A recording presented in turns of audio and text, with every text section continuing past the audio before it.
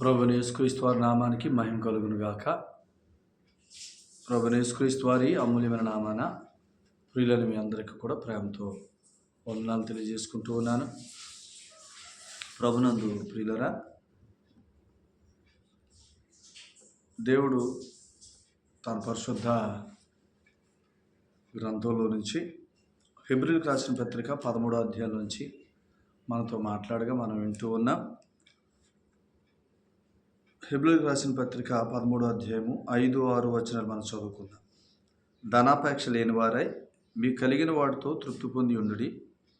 నిన్నేమాత్రమును విడువను, నిన్నెన్నడును ఎడబాయను అని ఆయనయే చెప్పాను కదా. కాబట్టి ప్రభువు నాకు సహాయుడు, నేను భయపడను, నరమాతుడు నాకేం చేయగలడు అని మంచి ధైర్యంతో చెప్పగలవారమై ఉన్నాము. ప్రార్థన చేద్దాం. పరిశుద్ధుడు తండ్రి, ప్రేమ కలిగిన దేవ, మీకు వందనాలు. ప్రేమించి ఇచ్చిన ఈ సమయానికే కృతజ్ఞతలు. మీ కుమారుడు మా ప్రభువైన యేసుక్రీస్తు వారిలో మీరు మాకు ఇచ్చిన అమూల్యమైన రక్షణ, నాయన, ఆ రక్షణ ద్వారా క్రీస్తు మూలంగా కలిగే జీవంలోనికి ప్రవేశాన్ని బట్టి మేము స్తుతిస్తూ ఉన్నాం.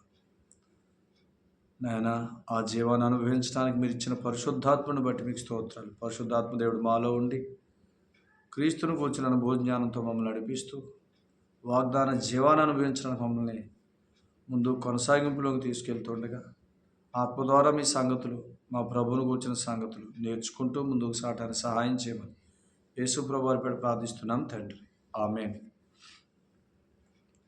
ప్రభునందు ప్రియులారా, ఈ హెబ్రీయులకు రాసిన పత్రిక 13వ అధ్యాయం 5-6 వచనాలు మనం చదివాం. ఈ 5-6 వచనాల్లో ధనాపేక్ష లేని వారే మీకు కలిగిన వాటితో తృప్తి పొంది ఉండుడి అనే మాట మనం చూస్తున్నాం. మనకు తెలుసు, ధనాపేక్ష లేని వారే మీకు కలిగిన వాటితో తృప్తి నొంది ఉండడం ఎందుకన్నాడంటే, మీరు చూస్తే తిమోతికి రాసిన మొదటి పత్రిక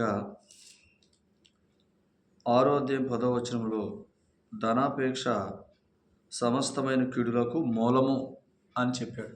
ధనాపేక్ష సమస్తమైన కీడులకు మూలము. ఇప్పుడు ఇలా అంటే ధనం వద్దని కాదు, యేసు ప్రభు వారు ధనవంతులకు యాంటీ అని కాదు. లూకా సువార్త 18వ అధ్యాయంలో కూడా ఆయన ఒక మాట అన్నారు, ధనవంతుడు దేవుని రాజ్యంలో ప్రవేశించడం కంటే ఒంటే సూది బెజ్జంలో దూరుట సులభము అని అన్నాడు. ఇవన్నీ పట్టుకొని దేవుడేదో ధనవంతులకు వ్యతిరేక అన్నట్టు అలా కాదు. కొద్దిమంది సేవకులు కూడా ఏం చెప్తారంటే, నువ్వు ధనం మీద ఆశ పెట్టుకోకు, ధనాన్ని మర్చిపో, అసలు కష్టాలు కోరుకో అని అంటున్నారు. ఇది తప్పే, అది తప్పే. అసలు ఇక్కడ ఏంటంటే సంగతి, ఇక్కడే రాశాడు చూడండి. ఇదే తిమోతికి రాసిన మొదటి పత్రిక 6వ అధ్యాయం 17వ వచనం చదవండి. ఇహమందు ధనవంతులైన వారు గర్విష్ఠులు కాక అస్థిరమైన ధనమునందు నమ్మిక ఉంచక సుఖముగా అనుభవించుటకు సమస్తమును మనకు ధారాళముగా దయచేయు దేవుడు. చూసారా, సుఖముగా జీవించుటకు లేదా సుఖముగా అనుభవించుటకు మనకు సమస్తము ధారాళంగా దయచేయు దేవుని అందే మనసు ఉండాలి. అది ఆయన చెప్పింది. ధనం వద్దు, ధనవంతులు ఆయనకు వద్దు, అసలు ధనం కోరుకోవద్దు అని కాదు. సుఖముగా నెమ్మదిగా మనం జీవించడానికి సమస్తం ఆయన మనకు దయచేశాడని ఎరిగి ఆయన వైపు చూడటం, అది నేర్చుకోమన్నాడు. ఎందుకంటే ధనం ఉండుట వేరు, ధనాపేక్ష కలిగి ఉండుట వేరు, రెండు వేరు. ధనం ఉండటం వేరు, ధనాపేక్ష కలిగి ఉండుట వేరు. అబ్రహాం బోళ్ళంత ధనవంతుడు అయినా 18వ అధ్యాయంలో ఆదికాండంలో 3 మనుషులు ఆయన దగ్గరకు వస్తే ఎండవేళ వారికి సాష్టాంగపడి నమస్కారం చేసి వారిని చేర్చుకొని వారికి రొట్టెలు తయారు చేసి వారికి మాంసం తయారు చేసి వారికి జున్ను అవన్నీ రెడీ చేసి వారు ఆ చెట్టు కింద వారు వచ్చిన దగ్గర నుంచి అంత ప్రయాసపడి వారు అన్నం తింటున్నప్పుడు ఆ ప్రక్కనే నిలబడి, అసలు శ్రద్ధగా పక్కన నిలబడి ఉన్నాడు. ఎందుకు? చాలా ధనవంతుడు. ఎంత ధనవంతుడు అంటే అంతకు ముందే 14వ అధ్యాయంలో అబ్రహాము సొదొమ గొమొర పట్టణాల్ని, అందులో ఉన్న తన సహోదరుని కుమారుడైన లోతును, అతను కలిగిన దాన్ని, కదొర్లాయోమరు అతనితో పాటు నలుగురు రాజులొచ్చి దోచుకొని వెళ్ళిపోతే ప్రజల్ని, ధనాన్ని, సొదొమ వారందరినీ అబ్రహాము తన ఇంట పుట్టి అలవర్చబడిన 318 మందిని తీసుకొని వెళ్ళి ఆ నలుగురు రాజుల మీద యుద్ధం చేసి జయించి వచ్చాడు. అంటే చూడండి, అబ్రహాము సామాన్యుడే కాదు, నలుగురు రాజుల్ని జయించి తన సహోదరుడు కొడుకైన లోతుని, అతని కుటుంబాన్ని, సొదొమ ప్రజల్ని, వారు కలిగిన ఆస్తిని విడిపించినవాడు. సామాన్యుడు కాదు. అయినా అంత ధనవంతుడు, అంతమంది తన దగ్గర అలవర్చబడిన పనివారు, యుద్ధశూరులు అంతమంది ఉన్నా అబ్రహాము చూడండి, అబ్రహాం ఉద్దేశం ఏంటంటే ధనాపేక్ష లేదు. సమస్తము నాకు ధారాళంగా దయచేసింది నా ప్రభువే, నేను నెమ్మదిగా సుఖంగా బ్రతకడానికి ఆయన నాకు ఇచ్చాడు అనే అనుభవంలో బ్రతుకుతున్నాడు. ఈ అనుభవంలో ఉండమన్నాడు. తిమోతికి రాసిన మొదటి పత్రిక 6:17 అదే 6:10 ఏంటి? ధనాపేక్ష. ధనాపేక్ష వద్దన్నాడు. అది సమస్తమైన కీడులకు మూలమన్నాడు. ధనాపేక్ష సేవకుడికి ఉండకూడదు. అందుకనే తెస్సలోనికలకు రాసిన మొదటి పత్రిక 2వ అధ్యాయంలో 5వ వచనంలో, మీరెరిగి ఉన్నట్టు మేము ఇచ్చకపు మాటలనైనను ధనాపేక్షను కప్పిపెట్టు వేషమునైనను ఎన్నడూ వినియోగింపలేదు, ఇందుకు దేవుడే సాక్షి. పౌలు గారు చెప్తున్నాడు, అసలు మేము ఎప్పుడు ధనాపేక్ష కప్పిపెట్టే వేషం వేసుకుని మీ దగ్గరికి రాలా. సేవకుడికి ధనాపేక్ష ఉండకూడదు. రెండోది, తిమోతికి రాసిన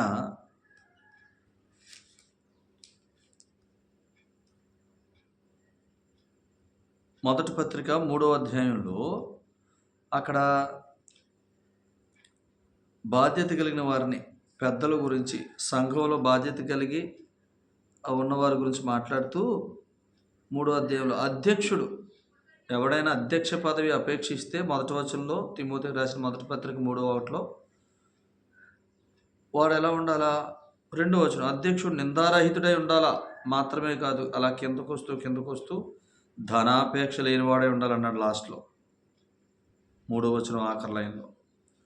అధ్యక్షుడు అంటే సేవకుడికి ధనాపేక్ష ఉండకూడదు. అధ్యక్షులు అనగా బాధ్యత కలిగిన ప్రియులెవరికి ధనాపేక్ష కలిగి ఉండకూడదు. 2 కొలసీ పత్రిక 3, తెస్సలోనికి రాసిన మొదటి పత్రిక 2:5లో సేవకునికి ధనాపేక్ష ఉండకూడదు. తిమోతికి రాసిన మొదటి పత్రిక 3:3లో అధ్యక్షునికి ధనాపేక్ష ఉండకూడదు. కొలసీ పత్రిక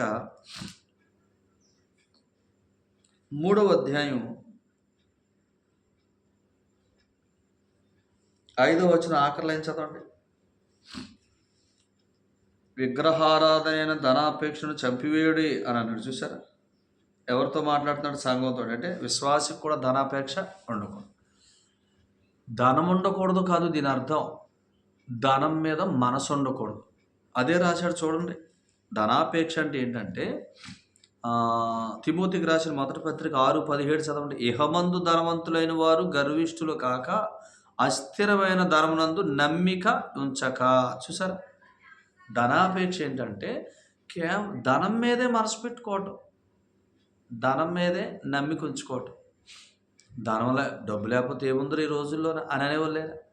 డబ్బు లేకుండా ఏమీ లేదు, అన్నిటికీ డబ్బే మూలం అనేవాళ్ళు కూడా ఉన్నారు. అది ఆ మనసు వద్దంటున్నాడు. అసలు సమస్తము ధారాళంగా మీరు సుఖంగా నెమ్మదిగా జీవించడానికి సమస్తం ధారాళంగా దయచేసేది నేను అని అన్నాడు. సమస్తం ఆయన దగ్గర నుంచి రావాలి. కాబట్టి ఆయన మీద ఆధారపడాలి. అందుకని ఇదే కొలసీ పత్రికలో ఆయన సంఘానికి శిరస్సు అని చెప్తూ మొదటి అధ్యాయం 18వ వచనంలో తర్వాత ఒక మాట చెప్పాడు.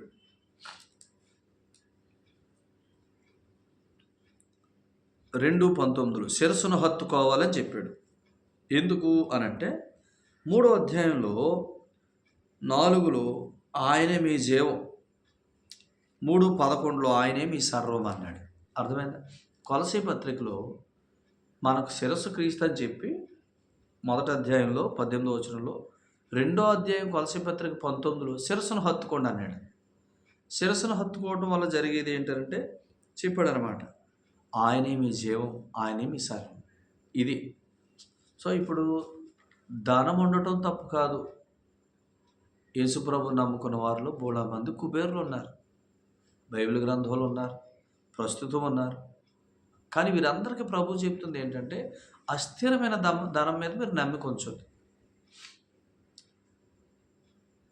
సమస్తము మీకు ధారాళంగా దయచేయటం కొరకు, మీరు నెమ్మదిగా సుఖంగా బ్రతకటానికి ఏం అవసరమో వాటన్నిటిని ధారాళంగా దయచేయటం కొరకు, పరలోకంలో ఉన్న మీ జీవం క్రీస్తును మీరు చూడండి. కొలస్సీ పత్రిక 3:3 అదేగా. మీరు క్రీస్తుతో కూడా లేపబడిన వారైతే పైనున్న వాటిని వెతకండి. 3:1. అక్కడ క్రీస్తు ఉన్నాడు తండ్రి కుడి పార్శ్వన. ఆయన ఎవరు? ఆయనే మీ జీవం, ఆయనే మీ సర్వం. విశ్వాసం ఎలా ఉండాలంటే, క్రీస్తే నా జీవం, క్రీస్తే నా సర్వం అనే దాంట్లో ఉండాలి తప్ప డబ్బే సమస్తం అనే దాంట్లో విశ్వాసం ఉండకూడదు. అది దీని అర్థం. ధనాపేక్ష అంటే డబ్బు లేకపోతే ఏమీ లేదురా, అన్నిటికీ డబ్బేరా అనే స్వభావంలో విశ్వాసం బ్రతకూడదు. ప్రభువా నువ్వే నా జీవం, నువ్వే నా సర్వం, నువ్వు లేకపోతే ఏమీ లేదు ప్రభువా అనే దాంట్లో విశ్వాసం ఉండాలి. కానీ విశ్వాసి ఆ స్వభావంలో ఉండకూడదు. డబ్బు లేకపోతే ఏమీ లేదు అనే దాంట్లో విశ్వాసం ఉండకూడదు. దాన్ని చెప్పాడు ఇక్కడ తిమోతికి రాసిన మొదటి పత్రిక 6వ అధ్యాయం 17వ వచనంలో, అస్థిరమైన ధనమునందు నమ్మిక ఉంచొద్దు, స్థిరముగా మిమ్మల్ని నిలబెట్ట. ఇదే కొలస్సీ పత్రిక చదవండి, 2వ అధ్యాయం.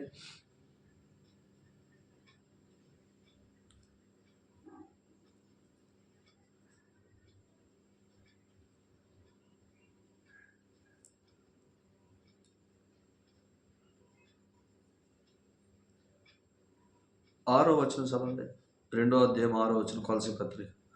కావున మీరు ప్రభువైన యేసుక్రీస్తును అంగీకరించిన విధముగా ఆయన యందు వేరుపారిన వారై ఇంటి వలె కట్టబడుచు, మీరు నేర్చుకున్న ప్రకారముగా విశ్వాసమందు స్థిరపరచబడుచు, కృతజ్ఞతాస్తుతులు చెల్లించుటందు విస్తరించుచు ఆయన యందు నడుచుకోండి. చూసారా, విశ్వాసములో స్థిరపరచబడాలి, ఆయన యందు నడుచుకోవాలంటే మనసు ఎవరి మీద పెట్టాలా? మన జీవము మన సర్వమైన క్రీస్తు మీద పెట్టాలా? విశ్వాసంలో స్థిరపడాలా, ఆయన యందు నడుచుకోవాలి. మనం ఎందులో స్థిరపడాలా? స్థిరంగా తండ్రి కుడి పార్శ్వాన కూర్చొని మన అభివృద్ధి కోసం తండ్రికి మన పక్షంగా విజ్ఞాపన చేస్తున్న మన ప్రభువు మీదే మన మనసు ఉండాలి. తండ్రి కుడి పార్శ్వాన యేసు ప్రభు మన పక్షంగా విజ్ఞాపన చేస్తున్నాడు, మన క్షేమం కొరకు, మన అభివృద్ధి కొరకు, మనం కృప వెంబడి కృప పొందటం కొరకు తండ్రి కుడి పార్శ్వాన నిరంతర యాజకుడిగా పనిచేస్తున్న మన ప్రభువు మీదే మీరు క్రీస్తుతో కూడా లేపబడిన వారైతే పైనున్న వాటిని వెతకండి. అక్కడ క్రీస్తు దేవుని కుడి పార్శ్వన ఉన్నాడు. ఆయన మీ జీవం, ఆయన మీ సర్వం. కొలస్సీ 3:4, 3:11. ఆయన మీద మీ మనసు పెట్టండి. ఆయన ద్వారా కలిగిన వాటి మీద కాదు మనసు. ఆయన ద్వారా కలిగిన వాటి మీద మనసు వద్దు. సృష్టి సంబంధమైన వాటి మీద మనసు వద్దు. ధనం సృష్టి సంబంధమైంది. ధనం మీద మనసు వెళ్తే మనం ఏమవుతున్నాం చెప్పండి. సృష్టి సంబంధమైన దాని మీద మనసు వెళ్ళిందంటే, ధనం మీద మన మనసు ఉందంటే ధనాన్ని ఆరాధిస్తున్నాం అంటే విగ్రహారాధన అని అన్నాడు. అందుకనే విగ్రహారాధన అనే దాంట్లోకి మనం వెళ్ళకుండా ఉండటం వరకు చెప్పాడు. అంటే ధనం ఉండొద్దని కాదు, ధనం మనకి విగ్రహం అవ్వకూడదు. ఎందుకు? దేవుడు ఐగుప్తులోంచి ఇశ్రాయేలుని విడిపించి ఎర్ర సముద్రం దాటించి, మారా దాటించి, మన్నాను కురిపించి, బండలోంచి నీళ్ళిచ్చి చేస్తే వారు ఆ శ్రేష్టమైన నిబంధన, ఆయన మాట విని విశ్వాసంతో జీవించే నిబంధనలో నుంచి బయటకు వచ్చి 10 ఆజ్ఞలు కోరుకున్నారు సీనాయి కొండ మీద. 10 ఆజ్ఞలు కోరుకున్నారు. 10 ఆజ్ఞలు కోరుకున్న రోజున అంటే వారు స్వనీతిని ప్రదర్శించారు. 10 ఆజ్ఞలు ఇంకా రాకముందే కిందకి మొదటి ఆజ్ఞలు తప్పారు దూడలు చేసి. 10 ఆజ్ఞలు రాకముందే మొదటి ఆజ్ఞలు తప్పారు దూడం చేసి. ఆ రోజు 3,000 మంది చచ్చిపోయారు. అందుకనే ఎప్పుడు కూడా మనం కలిగి ఉన్న వాటి మీద మనం ధ్యాస ఉంచుకోవాలి. దేవుని ద్వారా మనకు కలిగినవి మనం నెమ్మదిగా సుఖంగా బ్రతకడానికి మా ప్రభు మాకు దయచేశాడు, ఆయనకు స్తోత్రం అని చెప్పాలి. అంతేగాని వాటి మీద మనసు ఉంచకూడదు. అదే చెప్తున్నాడు ఇక్కడ పాఠం. అంతేగాని మీరు ధనవంతులు అవ్వద్దని కాదు. క్రైస్తవ సంఘాలు ధనవంతులు లేరా? లేఖనాల్లో భక్తులు ధనవంతులు లేరా? బోలెడు మంది ఉన్నారు. కానీ వారు బర్నబా సంఘం ప్రారంభించబడిన తొలి దినాల్లో అపోస్తల కార్యాల గ్రంథం 2వ అధ్యాయంలో సంఘం ప్రారంభించబడింది. పరిశుద్ధాత్ముడు దిగి వచ్చాడు, సంఘం ప్రారంభించబడింది. ఈ ప్రారంభ సంఘంలో బర్నబా లాంటి వాడు ఉన్నాడు. తనకు కలిగిన స్థిర ఆస్తులు అన్నీ అమ్మి అపోస్తల పాదాల దగ్గర పెట్టి వారిని వెంబడించి స్వార్థ పరిచర్యకి వెళ్ళిపోయాడు. బోడంత ధనవంతుడు, అనేక మంది తీసుకొచ్చి ఇచ్చారు. సో చాలామంది ధనవంతులు, కానీ వారి మనసు దేని మీద లేదు? ధనం మీద లేదు. అంటే మిమ్మల్ని కూడా మొత్తం తీసుకొచ్చి పెట్టమని దాని అర్థం అది కాదు. మీకు కలిగిన వాటిలో తృప్తిగా జీవిస్తూ, ప్రభు మేము తృప్తులై జీవించడానికి తన కృపచేత ఇవన్నీ మాకు అనుగ్రహించాడని ఎరుగుతూ ఆయన మీద మాత్రమే మనసు పెట్టుకోవటం. ధనం మీదకి ఎప్పుడైతే మనసు వచ్చిందో ఖచ్చితంగా మీకు ఒక సంగతి చెప్తాను. ఏమవుతుందంటే, ఒక మాట చదవండి.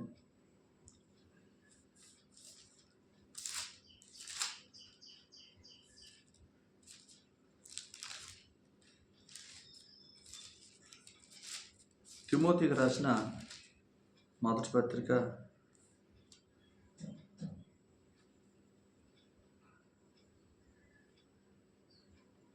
3వ అధ్యాయం 3వ వచనంలో అధ్యక్షుడి గురించి చెప్తూ ధనాపేక్ష లేనివాడే ఉండాలన్నాడు. 3వ వచనం తిమోతికి రాసిన మొదటి పత్రిక 3:3 ఆఖరిలో ధనాపేక్ష లేనివాడే ఉండాలన్నాడు.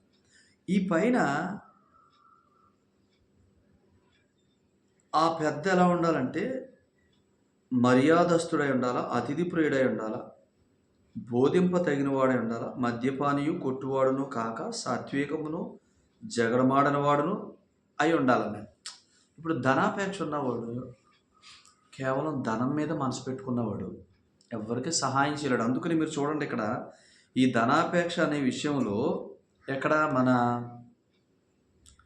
కొలసీ పత్రిక 3వ అధ్యాయం 5వ వచనంలో ధనాపేక్ష దగ్గర లోభత్వం అని రాశాడు. అలాగనే చాలా చోట్ల ధనాపేక్షలు ఉన్న చోట తెస్సలోనికీయులకు రాసిన మొదటి పత్రిక 2:5లో కూడా లోభత్వం అనే రాశాడు. అంటే ధనాపేక్ష అంటే లోభత్వం. లోభత్వం ఉన్నవాడు నలుగురి ఇంటికి వెళ్ళినా ఖర్చు అయిపోద్దని బాధపడతాడు, సేవకుడు వెళ్ళినా బాధపడతాడు. ఎందుకు? అతని మనసంతా ధనం మీద ఉంది. చుట్టాలు వెళ్ళినా బాధపడతాడు. పిల్లలు ఏదైనా అవసరమైన డబ్బులు అడిగినా కోప్పడతా ఉంటాడు. భార్య ఏమైనా అవసరమని అడిగిన ఎందుకంటే ధనం మీద మనసు ఉంది కాబట్టి. ఇప్పుడు తాను పిల్లలు డబ్బు ఖర్చు చేసే పని ఏదైనా చేస్తే, ఇప్పుడు ఏదైనా అవసరాన్ని బట్టి డబ్బు అడిగినా బాధపడతాడు. అంటే అప్పుడు ఏమవుతాయి చెప్పండి, సంబంధాలు కూడా సరిగ్గా ఉండవు. తన మనసంతా ధనం మీద ఉంది తప్ప భార్య మీద లేదు, పిల్లల మీద లేదు, సంఘం మీద లేదు, విశ్వాసులు తోటి విశ్వాసుల మీద లేదు, బంధువుల మీద కూడా లేదు. స్నేహితులు ప్రేమించి స్నేహితులు వచ్చినా లేదని చెప్పడానికి ఇష్టపడతారు. ఎందుకంటే వారి మనసంతా దాని మీద ఉంది, లోభత్వంలో ఉన్నారు. ధనాపేక్ష అంటే లోభత్వం. లోభత్వం అంటే ఏంటి? ఇక ధనం అతని మీద అధికారం చేస్తుంది అనమాట. ధనం అతన్ని కంట్రోల్ చేస్తుంది. అది లోభత్వంలో మనం ధనము చేత ఏలబడుతున్నాం. ధనాన్ని మనం ఏలటం కాదు, ధనము చేత మనం ఏలబడుతున్నాం. సో లోభత్వం అంటే ఏంటంటే we are under ruling of money. ఒక వ్యక్తి ధనాపేక్ష కలిగి ఉన్నాడంటే లోభత్వం. లోభత్వం అంటే ఏంటి? ఎవరికి ఇవ్వలేని తనం, దాతృత్వం ఉండదు, సహాయం చేసే గుణం ఉండదు, దేవునికి దశమ భాగం కూడా మనం ఇవ్వలేము. ఎందుకు? దాన్ని కూడా ఎలా సరిపెడతారు? దేవుడు మన నుంచి ఏం కోరుకున్నాడు రా? మన డబ్బులు అవసరమేంటి ఆయనకి? ఇవన్నీ పాస్టర్లు తింటారు తప్ప మనం ఇచ్చినవి ఎవడు వాడుతున్నాడు? ఇవ్వకపోవడమే మంచిది, వాళ్ళకంటే బీదలకు సాయం చేస్తే మంచిది అంటే ఇది చెప్తారు తప్పించుకోవటానికి. సో ఇలాగన రకరకాలుగా వెళ్ళిపోతారనమాట. ఏ రకంగానూ వాళ్ళ చేతులు అందుకునేమన్నాడంటే ఆయన ఊచ చేయగలవాడు ఒకడు ఉన్నాడని అన్నాడు. ఊచ చెయ్యి అంటే చెయ్యి అయితే ఉంది కానీ ఊచ చెయ్యి అంటే పని చేయటానికి పనికిరాదు. ఆ ఊచ చెయ్యి చాపలేడు. చెయ్యి ఏదో ఉన్నదన్న పేరుకుంటాను తప్ప దాంతో పనేమీ చేయలేడు. అది ఎందుకు పనికిరాదు. సో ధనాపేక్ష ద్వారా ఆ వ్యక్తి లోపత్వంలోకి వెళ్ళిపోతాడు. లోపత్వంలోకి వెళ్ళిపోతే భార్యని సరుక్కుంటాడు, పిల్లల్ని సరుక్కుంటాడు. ఏదైనా అవసరమని పిల్లలు వచ్చినా భార్య వచ్చినా సరుక్కుంటాడు. ఎందుకు? అతని మనసంతా ధనం మీద ఉంది. భార్య మీద లేదు, పిల్లల మీద లేదు, సేవకుడి మీద లేదు, సంఘం మీద లేదు. విశ్వాసుల గురించి నేను మాట్లాడుతాను. సేవకుడు ధనాపేక్ష గలవాడైతే సేవకుడు కూడా ఏం చేస్తాడు? ధనాపేక్ష కప్పిపెట్టే వేషం వేస్తాడు. ఈ మధ్యకాలంలో మేము కూడా కొన్ని ఎదుర్కొన్నాం. డైరెక్ట్గా ఫోన్ చేసి ఎలా అన్నా మీ మీద మనసు పెట్టుకుని ఎలా అంటాం, రకరకాలుగా అనమాట. సేవకులు కూడా ధనాపేక్షను కప్పిపెట్టి వేషం వేస్తున్నారు. అసలు పౌలు చెప్పాడు, మేము ధనాపేక్షను కప్పిపెట్టి వేషము వేయలేదు, ఎవరికి భారంగా మేము ఉండలేదు. భారం కలిగి బాధ్యత కలిగి ప్రభువు నేర్చుకుంటున్న పిల్లలు మా గురించి ఆలోచించి వారి ఈవులు మాకు ఇచ్చారు అని చెప్పాడు. వాక్యాన్ని ఎరిగిన వారు ఖచ్చితంగా వారు ఆ విధంగా నడిపించబడతారు. సో ధనాపేక్ష అంటే లోభత్వం అంటే దాన్ని ఏమన్నాడంటే ఆ మనసంతా ధనం మీదకి వెళ్ళిపోతుంది. దాని విగ్రహారాధన అని అన్నాడు. విగ్రహారాధన అన్నాడు. ఇప్పుడు మళ్ళీ ఈ మాట చదవండి. తిమోతికి రాసిన మొదటి పత్రిక 10వ వచనం, 6వ అధ్యాయం 10వ వచనం. తిమోతికి రాసిన మొదటి పత్రిక 6:10. ఎందుకనగా ధనాపేక్ష సమస్తమైన కీడులకు మూలము, కొందరు దానిని ఆశించి, చూసారా, ఆశ పెట్టుకోవటం, మనసు పెట్టుకోవటం, ధనం మీదే మనసు పెట్టుకుని ధనం మీదే ఆశ పెట్టుకొని విశ్వాసం నుండి తొలగిపోయి, విశ్వాసం నుండి తొలగిపోయారంటే విగ్రహారాధన. విశ్వాసం అంటే యేసుక్రీస్తు ప్రభువునందు విశ్వాసం. సమస్తం మనకు ధారాళంగిచ్చే ప్రభువుని నమ్మటం అది విశ్వాసం. ఎప్పుడైతే ధనాపేక్ష కలిగి లోభత్వంలోకి వచ్చి తమ మనసంతా ధనం మీదకి వెళ్ళిపోయిందో అప్పుడు నెక్స్ట్ జరిగేది ఏంటి? ధనాన్ని ఆశిస్తూ ఉంటారు. ఇప్పుడు విశ్వాసం నుండి తొలగిపోయారంటే ఏమయ్యారు? దేవుని మీద నుంచి వారి మనసు తిరిగిపోయింది. ఇక దేవుని మీద విశ్వాసం నుంచి మనసు తిరిగిపోయి ధనం మీదకి వెళ్ళిపోయింది. అందుకని దీని ఏమన్నాడు? విగ్రహారాధన అని అన్నాడు. ఎక్కడన్నాడు? కొలసీ పత్రిక 3:5 ధనాపేక్షయను విగ్రహారాధన. ధనాపేక్ష ఎప్పుడు విగ్రహారాధన అవుతుందో చెప్పాడు అనమాట. కొందరు దానిని ఆశించి దాని మీద ఆశ పెట్టుకొని అస్థిరమైన ధనం మీద నమ్మిక ఉంచి విశ్వాసం నుంచి తొలగిపోయి అనంటే విశ్వాసం నుంచి తొలగిపోయారంటే ప్రభువుకు దూరం అయిపోయారు, శిరస్సును హత్తుకోలేదు. కొలసీ పత్రిక 1:18 ఆయన సంఘమునకు శిరస్సు. సంఘం అంటే మనకి నమ్ముకున్న వారికి ఆయన శిరస్సు. ఆయన ఎందుకు శిరస్సు అయి ఉన్నాడు సంఘానికి మీకు తెలుసా? ఎఫెసీ పత్రిక 1వ అధ్యాయం 23లో ఆ సంఘం ఆయన శరీరం కాబట్టి ఆయన శిరస్సుగా ఉన్నాడు. ఎందుకంటే సమస్తము పూర్తిగా నింపుచున్నవాని సంపూర్ణత. సంఘానికి ఆయన శిరస్సుగా ఎందుకో తెలుసా?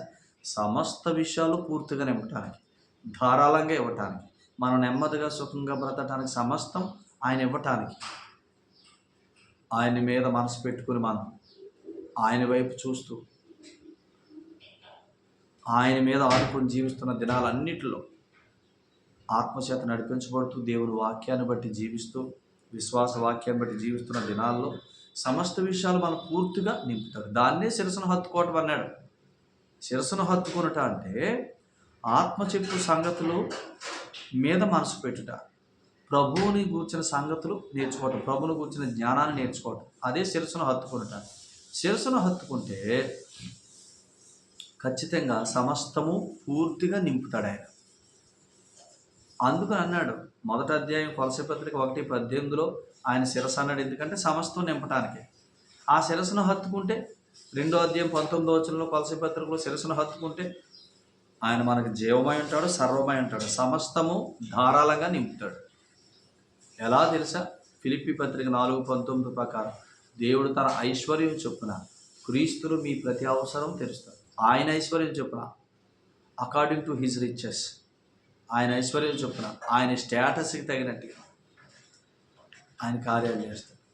సో అందుకనే ఇక్కడ చెప్తూ సమస్త కీడులకు మూలం అని చెప్పి అసలు ఆ కీడులు ఏంటో చెప్పాడు. చూడండి ఇక్కడ ఏం చెప్పాడు. తిమోతికి రాసిన మొదటి పత్రిక 6:6లో సంతుష్టి సహితమైన దైవభక్తి గొప్ప లాభ సాధనమై ఉన్నది అని అన్నాడు. గొప్ప లాభ సాధనమై ఉన్నది అన్నాడు.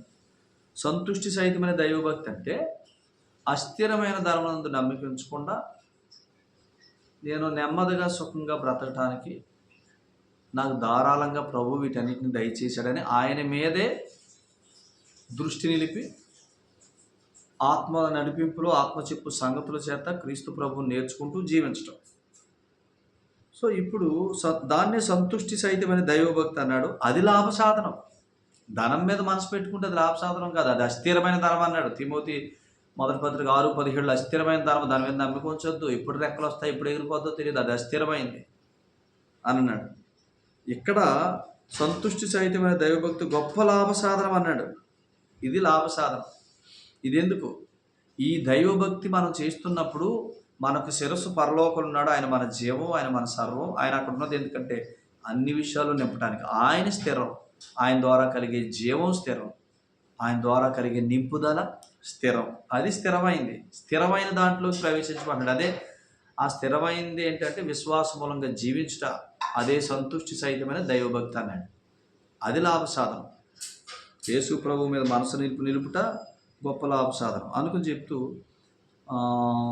6:7 చదవండి. తిమోతికి రాసిన మొదటి పత్రిక 6:7లో మనం ఈ లోకంలోనికి ఏమీ తేలేదు, దీనిలోండి ఏమీ తీసుకుని పోలేమో, కాగా అన్నవస్త్రములు గలవారమై ఉండి వాటితో సంతృప్తి పొంది ఉందము అని చెప్తూ ధనవంతులగుటకు అపేక్షించువారు, మనం ధనవంతులుగా ఉండాలి అని అనేవారు శోధనలోనూ ఎందులో పడతారంటే ఉరిలోను అవివేకయుక్తములను హానికరములైన అనేక దురాశల్లో పడతారు. చూసారా, కేవలం ధనం మీద మనసు పెట్టుకొని ధనవంతులు అవ్వాలని అదే దాని మీదే మనసు పెట్టుకుని బ్రతికే ధనాపేక్ష, ధనం మీద ఆశ, ధనం మీద నమ్మిక అనే ఈ స్వభావంతో జీవిస్తే అనేక ఊరుల్లో, అనేక శోధనలో, అనేక అవివేకములైన హానికరములైన అనేక దురాశల్లో పడి నష్టంలోకి వెళ్ళిపోతారండి. ఇటు మనుషులను నష్టంలోను నాశనంలోను ముంచి చివరికి మునిగిపోతారని చెప్తున్నాడు. అసలు ఈ 10వ వచనంలో విశ్వాసం నుండి ఎందుకనగా ధనాపేక్ష సమస్తమైన కీడులకు మూలము, కొందరు దాన్ని ఆశించి విశ్వాసంలోంచి తొలగిపోయి అంటే శిరస్సుకు దూరమై, క్రీస్తుకు దూరమై, మన జీవము మన సర్వమైన క్రీస్తుకు దూరమై, ద్రాక్షావల్లి అనే క్రీస్తుకు దూరమై యోహాను సువార్త 15లో ఏం ఫలిస్తాం? నాకు వేరుగా ఉండి మీరు ఏమి చేయలేదన్నారు. ఏం ఫలిస్తాం? క్రీస్తుకు దూరమై విశ్వాసం నుండి తొలగిపోయి నానా బాధల చేత తమ్మును తాము పొడుచుకున్నారు. నాశనంలోకి, నష్టంలోకి, కష్టాల్లో కూరుకుపోయారు. ఇప్పుడు 11లో చెప్తా, దైవజనుడా నీవైతే వీటిని విసర్జించు.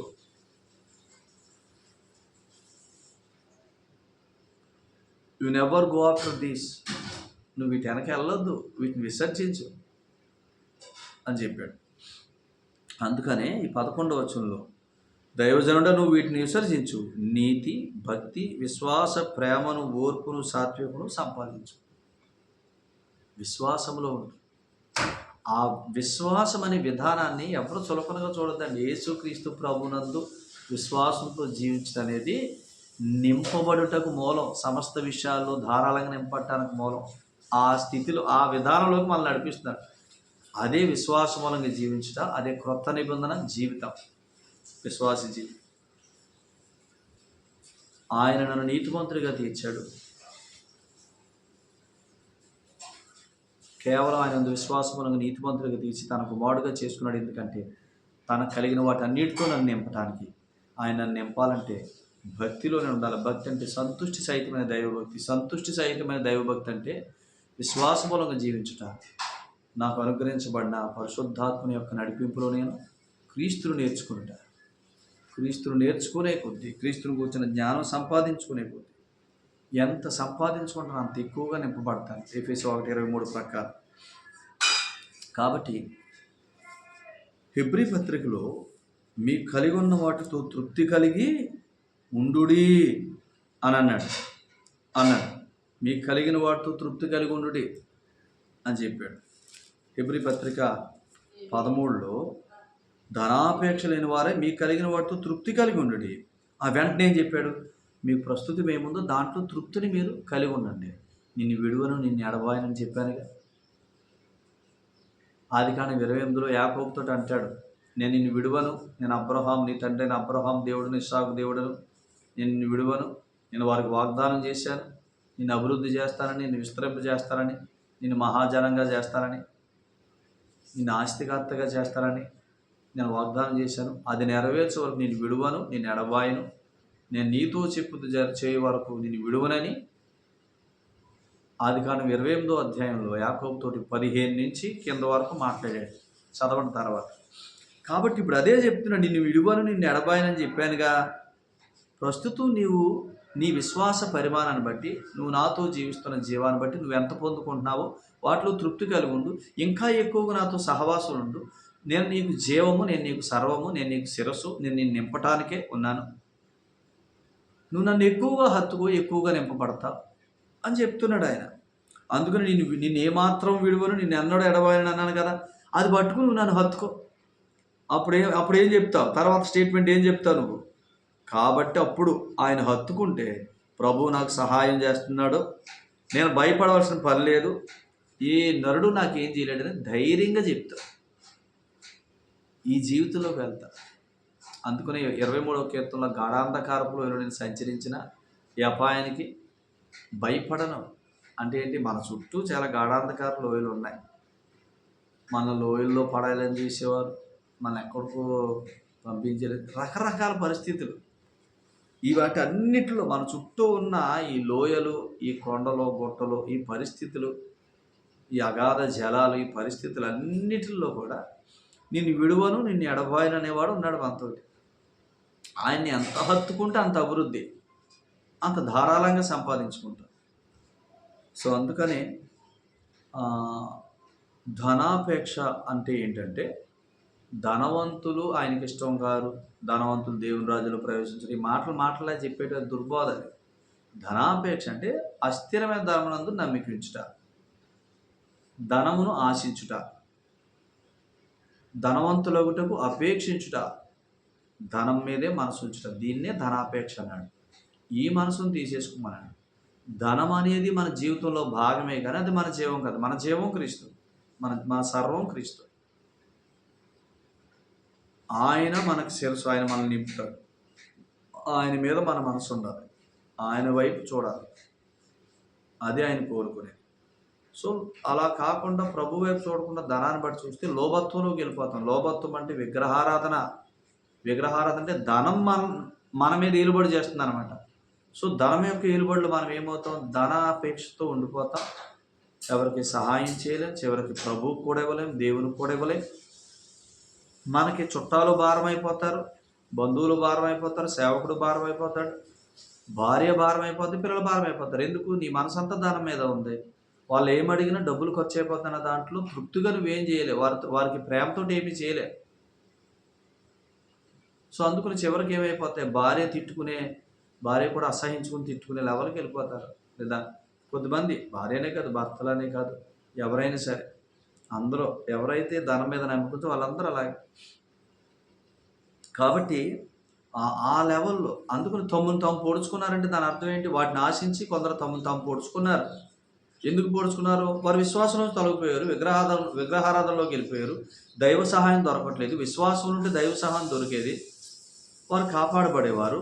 పేతురు రాసిన మొదటి పత్రిక 5వ వచనం ప్రకారం, మొదటి అధ్యాయం 5వ వచనం ప్రకారం, ఇప్పుడు విశ్వాసంలో తొలగిపోయారంటే ద్రాక్ష వల్లైన క్రీస్తుకి వేరైపోయారు, శిరస్సు అయిన క్రీస్తుకి దూరం అయిపోయారు. కాబట్టి శిరస్సు నుంచి అందాల్సిన జ్ఞానం అందక అజ్ఞానంలో పడి ధనము చేత ఏలబడుతున్నారు. ధనాన్ని మనం ఏలాలా, ధనాన్ని మనం రూల్ చేయాలా, కానీ అది మన మీద రూలింగ్ స్టార్ట్ చేసింది. ధనం యొక్క రూలింగ్ ఏం చేస్తుంది? మనల్ని కుటుంబానికి అసహ్యంగా చేస్తుంది, ప్రజలకు అసహ్యంగా చేస్తుంది. జక్కీని ఏం చేసింది? లోక సువార్త 19లో ధనం జక్కీని ఏం చేసింది? ఇతడు అన్యాయస్తుడు, పాపి, దుర్మార్గుడు అన్నట్టుగా అందరూ తిట్టుకున్నారు జక్కయ్య. సో అందుకనే ధనాపేక్ష సమస్త కీడులకు మూలం. తమ్ము తాము పొడుచుకున్నారు, కుటుంబాలు పాడైపోతాయి, కుటుంబాలు నెమ్మదుండదు, సంఘాలు నెమ్మదుండదు, వ్యక్తిగతంగా నెమ్మదుండదు. కొంతమంది సంఘాల్లో దేవుని సొమ్ములు పరిచర్యకు వాటికి వాడాలని అనుకుంటారు. కొద్దిమంది వాటిని దాచిపెట్టి పెద్ద పెద్ద బిల్డింగులు కట్టాలనుకుంటారు. ఎవడో పెద్ద టవర్ కట్టాడు, మనం కట్టాలనుకుంటారు. అంటే అసలు దేవుని ధనాన్ని, దేవుని మందిరంలో ధనాన్ని ఎందుకు వాడాలి? సేవకునికి వాడాలా? పరిచర్యకు వాడాలా? అసలు ఈనాడు సంఘాల్లో ధనం మీద చాలామంది పెత్తందారులు అయ్యారు, కానీ అసలు సంఘంలో ధనం మీద అధికారం ఎవరికి ఉండకూడదు. సేవకుడికే ఉండాలి. ఈనాడు ఏంటంటే ఈ కొద్దిమంది చొరబడి అలా చేస్తున్నారు. కానీ సో వాళ్ళు ఏం చేస్తారంటే దేవుని ధనాన్ని ఎలా వాడాలో తెలియదు. సంఘంలో ఉన్న పేదలకి, సంఘంలో ఉన్న విధవరాళ్ళకి, సంఘంలో ఎవరైనా అత్యవసర పరిస్థితుల్లో ఉన్నవారు ఎవరైనా ఉంటే వారికి, ఎక్కువగా ప్రభు యొక్క పరిచర్యకు అనే రాజ్య సువార్త ఎక్కువగా సేవకునికి వినియోగించాలి. దీని నుండి పక్కకు వచ్చి డబ్బులు పాడు చేయకుండా దాయండి అని చెప్పి వాళ్ళు ఏం చేస్తున్నారంటే ఏదో కాంపిటేటివ్ వరల్డ్ లాగా పెద్ద పెద్ద గోపురాలు, మందిరాలు కట్టాలనే దాంట్లోకి వెళ్ళిపోయారు. మన చర్చే పెద్దది, మన మందిరమే పెద్దది, ఆసియాలో పెద్దది, లేకపోతే ఇండియాలో పెద్దది, ఏవేవో.